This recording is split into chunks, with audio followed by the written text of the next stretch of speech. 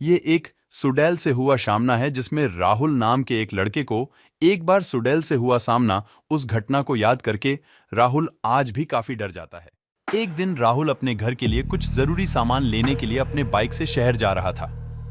शहर पहुंचने के बाद काफी देर तक वह सामान ढूंढता रहा, पर उसे पूरे बाजार में वो सामान कहीं भी नहीं मिला। परेशान होकर वो इधर उधर घूमता रहा। शाम भी हो चुकी थी, उसे घर भी जाना था, इसलिए अंत में थक हार कर वो वापस अपने घर जाने का फैसला लिया। वह शहर से थोड़ा आगे निकला ही था कि तेजी से आती हुई कार से उसका एक्सीडेंट हो गया। एक्सीडेंट में राहुल को ज्यादा चोट तो नहीं लगी, बस उसके पैर में थोड़ी चोट लग गई थी, जिससे वहां से खून बह रहा था।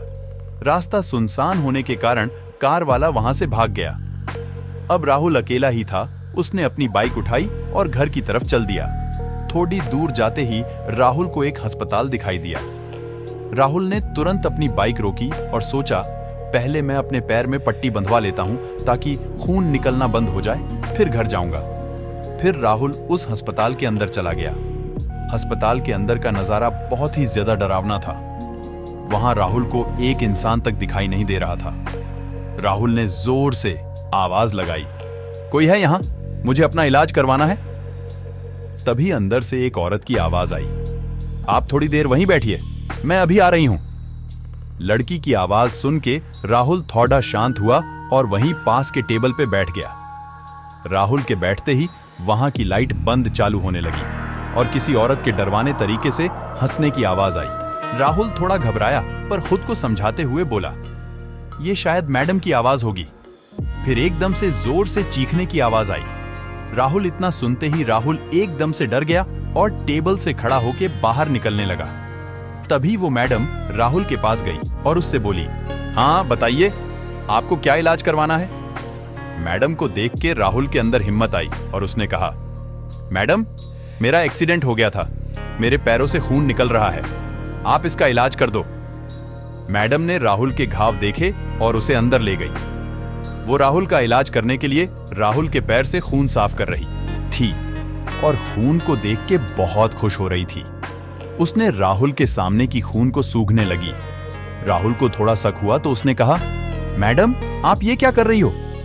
उस सुडेल ने राहुल को कोई जवाब नहीं दिया, बस डरावनी आवाज में गुर्रा रही थी और खुश हो रही थी। राहुल एकदम से डर गया और अपना पैर हटा लिया।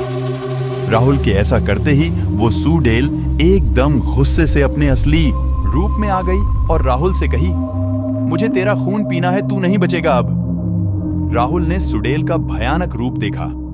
सड़ी हुई उसकी समड़ी बड़े बड़े दांत। एकदम से राहुल डर के मारे बहुत जोर से चिल्लाया और बेहोश हो गया।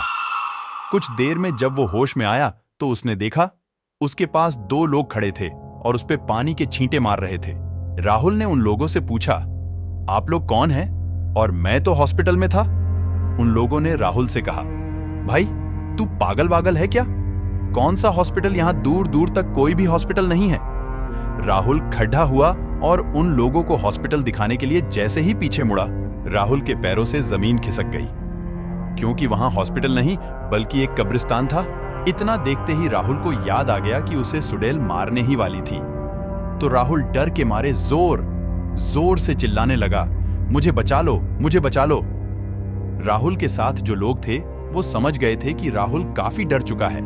फिर उन लोगों ने राहुल को उसके घर तक पहुंचा दिया। उसके बाद से राहुल कभी भी उस रास्ते से अकेले नहीं गया और उस घटना को याद करके राहुल आज भी काफी डर जाता है।